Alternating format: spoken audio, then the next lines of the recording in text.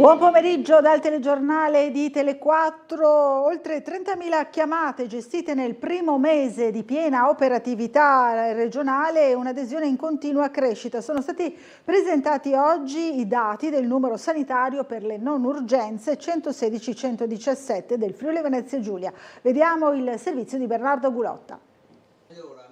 Nel primo mese di attività a livello regionale il numero unico 116117 ha gestito oltre 30.000 chiamate con una media di circa 1.000 contatti al giorno e l'86% delle richieste risolte al primo contatto. Sono alcuni dei dati illustrati oggi nel corso di una conferenza stampa dedicata al bilancio iniziale del Servizio Sanitario Territoriale del Friuli Venezia Giulia. Il 116-117, avviato in fase sperimentale il 19 gennaio nell'area Asugi e poi esteso dal 13 aprile all'intero territorio regionale, ha preso in carico complessivamente oltre 60.000 richieste fino al 12 maggio. Solo nell'ultimo mese, dopo l'estensione regionale, le telefonate sono state 30.844, con un trend in continua crescita. Un numero che aiuta il cittadino nella richiesta di necessità sanitaria non urgente, quindi a bassa intensità, questo deve essere chiaro. Quindi richieste di necessità sanitaria assimilabili a quelle del medico di medicina generale, a quelle di guardia medica. Il servizio governa tutto il sistema di ex guardia medica della regione, attualmente continuità assistenziale, cure primarie, e in più fa da lavoro di correlamento insieme alle nuove strutture delle case di comunità, quindi funziona da imbuto che raccoglie la richiesta e indirizza verso le strutture territoriali. Ovviamente è un servizio che è in parallelo a quello dell'urgenza, del 112, per cui è strettamente collegato. In caso di richiesta inappropriata, dovesse arrivare una richiesta urgente, siamo in grado di trasferirla immediatamente al sistema di emergenza-urgenza. Udine è il distretto con il numero più alto di chiamate, seguito da Pordenone e Trieste. Secondo il report, il tempo medio di attesa è di 1 minuto e 26 secondi, mentre le telefonate durano mediamente poco più di 3 minuti. Il sistema viene indicato come uno strumento strategico per rafforzare la sanità territoriale, migliorare l'orientamento dei cittadini e ridurre gli accessi impropri e pronto soccorso, grazie anche all'integrazione con medici di medicina generale e case della comunità. Il bisogno del cittadino è bisogno proprio, bisogno improprio, determinato da una preoccupazione. È uno dei grandi temi della risposta al bisogno di salute è l'accessibilità, e quindi è evidente che nel momento in cui tu pensi di avere qualche cosa e non trovi una risposta, vai dentro un pronto soccorso. Questi strumenti con il tempo ci consentiranno di selezionare la parte anche coerente e proporzionata all'appropriatezza, e già vediamo che i numeri dimostrano questo, quindi rispondere al bisogno, che è un bisogno di continuità e non è un bisogno di urgenza. Gli scenari futuri del servizio idrico a Trieste sono stati al centro di un'assemblea generale dei lavoratori del gruppo ERA convocata dalla Filctem CGIL. Il sindacato è a favore del rinnovo dell'affidamento a privati, ovvero all'attuale gestore. Vediamo. Era necessario fare questa assemblea perché c'è forte preoccupazione da parte dei lavoratori sulle possibili scelte future.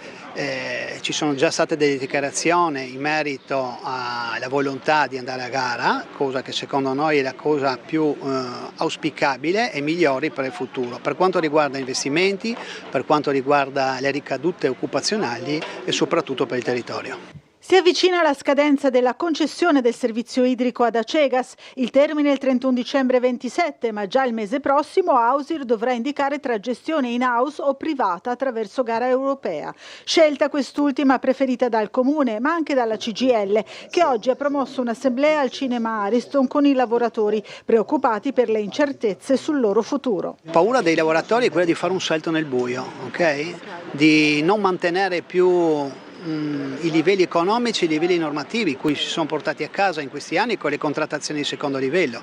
Quindi oggi i lavoratori sono consapevoli che il passaggio in un'altra azienda non andrebbe più a garantire, una crescita continua anche a livello, non solamente economico ma anche normativo. Sull'opzione dell'affidamento diretto in-house, ovvero il ritorno al pubblico, così come indicato dal referendum del 2011, da tempo si ragiona a livello politico e tecnico con l'obiettivo di abbattere le tariffe che a Trieste sono più care del 75% rispetto a Udine, ma la CGIL vede invece di buon occhio una nuova assegnazione ad Acegas APS Amga. E per quanto riguarda il discorso delle tariffe, bisogna guardare un po' morfologicamente anche la zona dove viviamo, no? Noi portiamo l'acqua dalla zona costiera all'altipiano carsico, quindi questo ha un costo non indifferente. Bisogna abbiamo un dislivello di 300 metri. Ci colleghiamo ora con la sala operativa della Polizia Locale per vedere com'è la situazione del traffico oggi in città e ci colleghiamo con l'agente scelto Fabrizio Morello. Buongiorno. Buongiorno per studio a tutti i telespettatori. Allora, qual è la situazione oggi? C'è stata qualche difficoltà questa mattina per cantieri soprattutto, credo? Sì, abbastanza, una mattinata abbastanza impegnativa che ci ha visto appunto in varie zone della città per rimozioni dovute proprio alle ordinanze lavori, cantieri, asfaltature in generale, quindi esorto sempre la persona, la gente in ascolto a prestare attenzione ai divieti temporanei presenti in città. In questo momento le nostre pattuglie stanno rilevando un incidente con ferito, un investimento di pedone in via Rossetta all'intersezione con la via Alfieri. Non abbiamo notizie delle condizioni del pedone perché è già trasportato a Cattinara, ma in via al momento la Rossetti? viabilità è stata ripresa. Sì, via Rossetta all'intersezione con via Alfieri. Ho capito.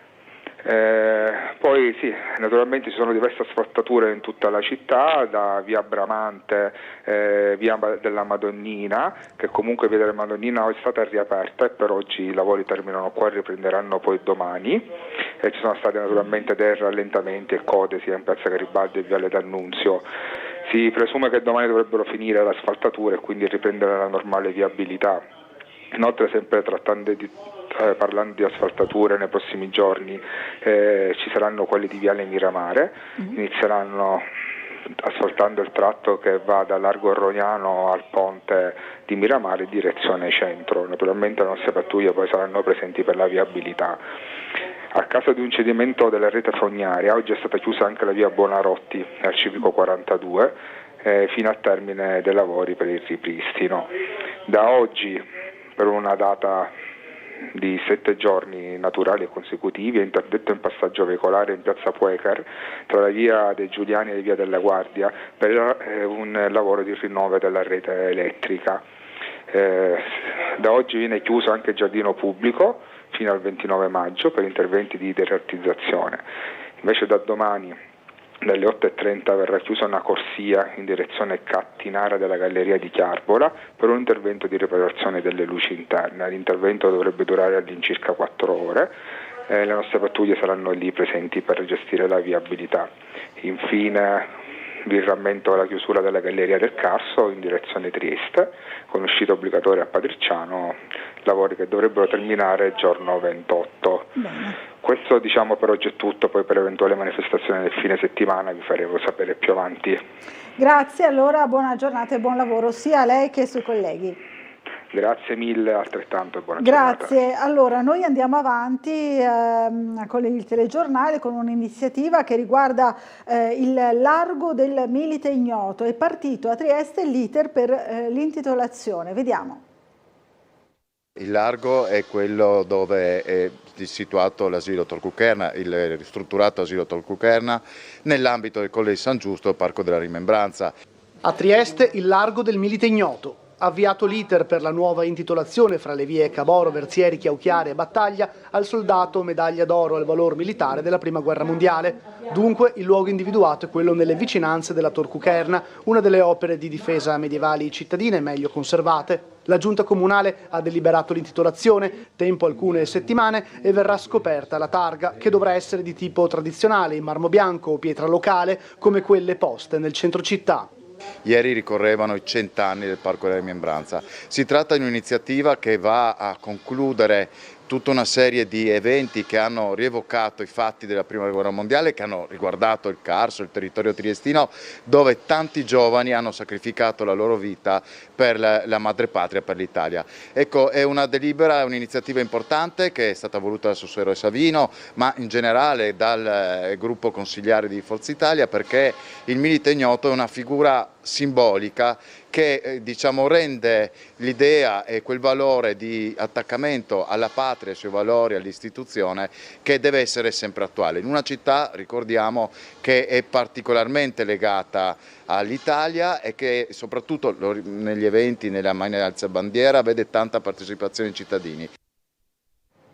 Allora, torneremo anche sull'argomento del Parco della Rimembranza, ma prima una notizia drammatica. Un giovane tra i 30 e i 40 anni è stato trovato morto questa mattina all'interno della cella del carcere del Coroneo, dove stava scontando la sua pena. L'uomo è un cittadino di nazionalità italiana, è stato trovato esanime nel suo letto. Sul posto è giunto, chiamato dalla casa circondariale, il 118, è intervenuto con personale sanitario dell'automedica e dell'ambulanza. Il giovane è stato rianimato a lungo, ma alla fine i sanitari hanno dovuto constatare purtroppo il decesso. Le cause saranno al vaglio di una possibile autopsia. Sulla scena non sarebbero stati registrati elementi da far pensare a un gesto estremo. Vi dicevo, torniamo ancora dalle parti, diciamo, del Parco della Rimembranza, perché ieri Trieste ha celebrato il centenario del parco con una giornata di cerimonie tra San Giusto e Via Capitolina, un percorso simbolico che ha unito istituzioni e forze armate nel segno della memoria dei caduti. Vediamo il servizio di Bernardo Gulotta.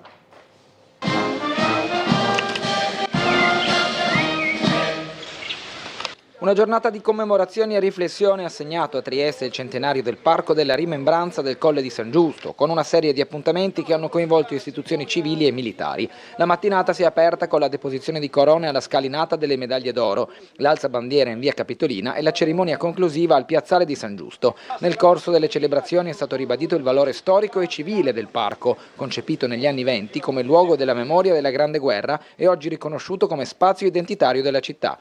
Il senso della giornata di oggi è riportare alla memoria tutto quello che riguarda il Parco della Rimembranza nella ricorrenza del suo centenario e far sì che le memorie contenute in questo parco non vadano disperse, soprattutto le memorie da praticamente testimoniare e da tramandare alle nuove generazioni.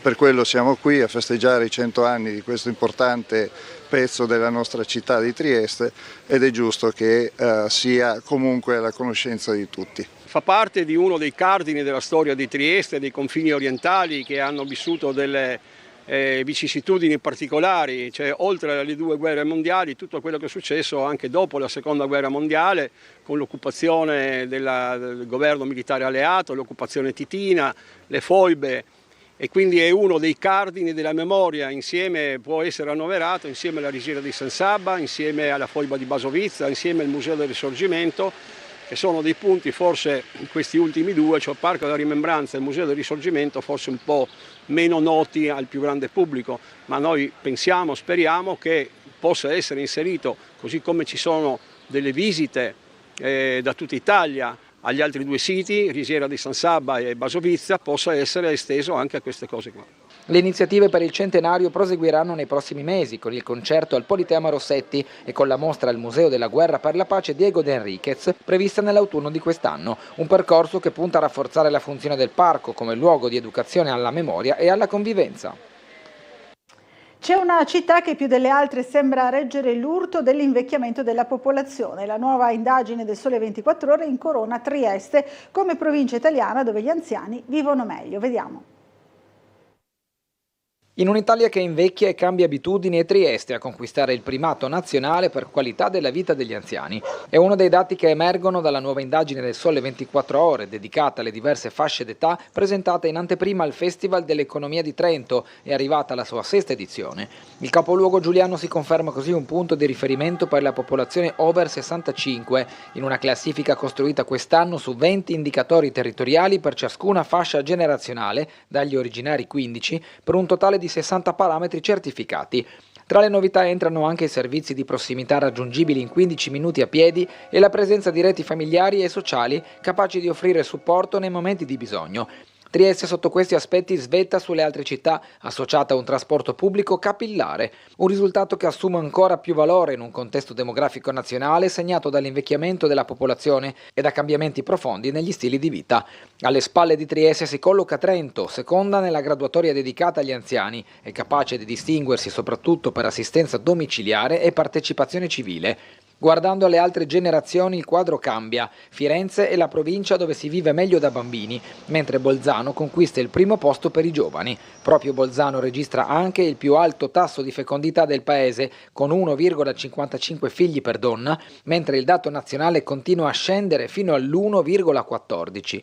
Sale inoltre l'età media delle madri al primo figlio, arrivata a 32,7 anni, e diminuiscono i matrimoni, oggi fermi a 2,8 ogni 1000 abitanti. L'indagine racconta anche un paese più fragile, aumentano le persone che vivono sole, più 7,9%, cresce il consumo di antidepressivi, più 3,3%, e restano sotto i livelli pre-pandemia le competenze scolastiche rilevate dai test invalsi. In questo scenario il primato di Trieste diventa il segnale di un territorio che, almeno per gli anziani, continua a offrire qualità della vita e capacità di risposta ai bisogni di ogni giorno. Allora ripetiamo la notizia che vi abbiamo dato poco fa: un giovane tra i 30 e i 40 anni è stato trovato morto purtroppo questa mattina all'interno della cella del carcere del Coroneo, dove stava scontando la sua pena. L'uomo è un cittadino di nazionalità italiana, è stato trovato esanime sul letto, sul posto è giunto, chiamato dalla casa circondariale, il 118, intervenuto con personale sanitario dell'automedica e dell'ambulanza. Il giovane è stato rianimato a lungo, ma alla fine purtroppo i sanitari hanno dovuto constatarne il decesso. Le cause saranno ora al vaglio di una probabile autopsia. Sulla scena non sarebbero stati registrati elementi da far pensare a un gesto estremo.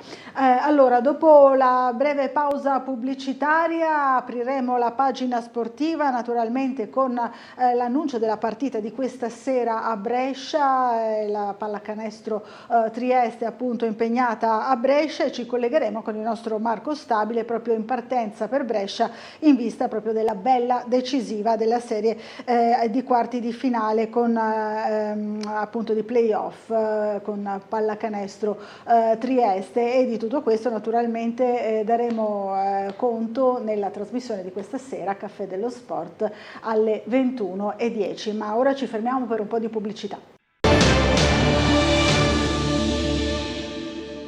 Riprendiamo il nostro telegiornale aprendo la pagina sportiva e collegandoci con Marco Stabile in partenza per Brescia, proprio in vista della bella decisiva della serie dei quarti di finale playoff con la pallacanestro Trieste. Allora, buongiorno Marco, a te la linea. Ci sono 200 triestini in partenza per la bella decisiva a Brescia fra Leonessa Brescia e Pallacanestro Trieste. Gara 5 decisiva, questa sera si parte alle 20, su Tele4 avremo il prepartita alle 19:30 nel corso del nostro telegiornale, poi alle 21:10 il Caffè dello Sport con Gianluca Paladini, i suoi ospiti Alessandro Asta e Francesco Freni. Sarà una serata importantissima perché qualora ci fosse l'impresa e i biancorossi dovessero vincere, si andrebbe a replicare il miglior risultato ogni epoca, la semifinale scudetto della Stefanel del 1994. Qualora invece si perdesse, la stagione sarebbe conclusa e chissà, magari sapremmo qualcosa di più sul futuro dal presidente Paul Matiasic. Il prepartita con quanto detto dopo gara 4 da Michele Ruzier e con gli accorgimenti per la gara 5 da parte di coach Taccetti. Andiamo lì ovviamente per passare il turno, carichi. Michele, il segreto di questa partita è stata dura, una partita difficile, sporca, avete avuto qualcosa di più? Sì, grazie al nostro pubblico ti dà quell'energia in più per poi riuscire a portarla a casa, poi i canestri di Ramsey, l'ultimo di qua, ma partita super di tutti, da Colby, Mali, veramente di tutto, super. Io credo che su Bilan non abbiamo fatto una brutta difesa neanche in gara 3, aveva segnato molto di più non dal post basso ma da altre situazioni di pick roll dove eravamo stati un po' meno precisi. Poi è chiaro, è sempre un giocatore che il post basso lo gioca e magari sono quei tiri che stasera li riesce a fare, rimbalza sul ferro perché comunque abbiamo contestato bene, non glielo togli. Poi sicuramente abbiamo fatto un buon lavoro, la chiave è sempre quella di capire cosa c'è da fare e rendergli la vita difficile. ok?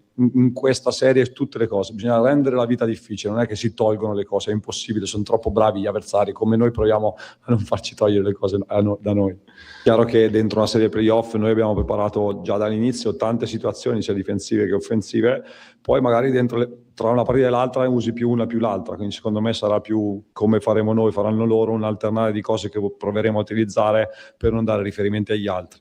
Questo penso che sia abbastanza normale. Bellissimo momento post partita dopo gara 4, le parole di Toscano Henderson commosso per una lettera ricevuta da un tifoso, da Amedeo, che gli hanno dato una carica speciale. Yesterday I received, or 2 days ago, I received a letter from a fan, and it was one of the most most touching letters that I've ever received in my life. 2 giorni fa però ho ricevuto, volevo dirvelo, una lettera da un mio fan, che probabilmente è stato uno dei momenti più toccanti della mia vita sportiva. And I think it's a true reflection of what Trieste is and the support that this team receives. E questo penso che sia veramente lo specchio di cosa Trieste è e cosa riceviamo dai nostri tifosi. The letter wasn't solely about basketball. It was more so about how I show up as a human being, and honestly, it was more satisfying than winning an NBA championship. La lettera non era con contenuti prettamente sportivi, ma parlava di me come persona, e onestamente penso che sia quasi più appagante di vincere un titolo NBA. Because it reminded myself that I'm a human being, and how I show up matters not only to myself and my family, but to people who are watching me. Perché mi ricorda quanto è importante di come io mi pongo come persona, non solo con la mia famiglia e le persone più care, ma tutte le persone che mi guardano. Those type of things give people like myself as a human being more motivation to just keep being myself and keep showing up as myself. Nonostante le 4 palle perse nella prima metà di partita, ho voluto comunque prendermi la responsabilità di quell'ultimo tiro, e questo aiuta anche me stesso come persona a capire quando devo prendermi delle responsabilità. And so to the people of Trieste, whether this is the last time we see you guys, I thank you guys from the bottom of my heart for just being who you are, because I appreciate it. And Amadeo, I don't know if I should share his name, but Amadeo, that letter meant the world to me, and I'll never forget this moment. Se questa fosse l'ultima volta che ci vediamo su questo tavolo di conferenza stampa, vi voglio ringraziare, popolo di Trieste, dal più profondo del mio cuore. Voglio ringraziare Amedeo, che è la persona che ha firmato questa lettera, perché veramente mi ha cambiato. Thank you.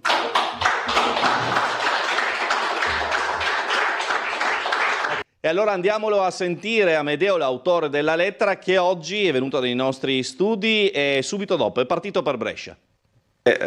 Cosa hai scritto a Toscano Henderson, almeno quello che si può dire? Allora, è stata una cosa veramente dal profondo del mio cuore, quindi non è stata assolutamente una cosa incentrata sul basket. Ovviamente abbiamo fatto degli accenni su quello, ho fatto degli accenni su quello perché ci tenevo molto a far passare il messaggio, però è stata proprio una lettera di lui come persona, perché è arrivato qua a Trieste con tante responsabilità e nel corso dell'anno ha avuto, comunque lo sapete benissimo più di me, ha avuto tante critiche da parte dei tifosi, giornali e quant'altro.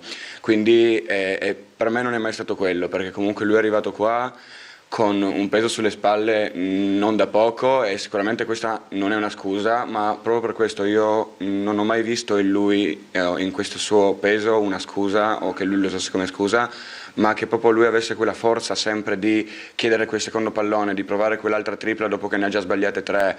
È proprio quella, secondo me, la cosa del campione, non andare solo a voler sempre fare, ma avere anche la forza di rialzarsi, e quello è un insegnamento che per me mi rimarrà per sempre, e lui come persona veramente mi ha insegnato tanto e rimarrà un esempio nella mia vita per molto. Quindi è questo, ho voluto passare a lui quella tranquillità e fargli arrivare quel messaggio che secondo me nei tifosi spesso in un giocatore professionistico magari non sempre riesce ad arrivare, ovvero che non è solo magari la lettera del fan sfegatato che gli dice solo amore, ma è anche fargli passare proprio quella cosa che lui non è solo un giocatore di basket, ma è qualcuno che può cambiare la vita delle persone, come lo ha fatto con me.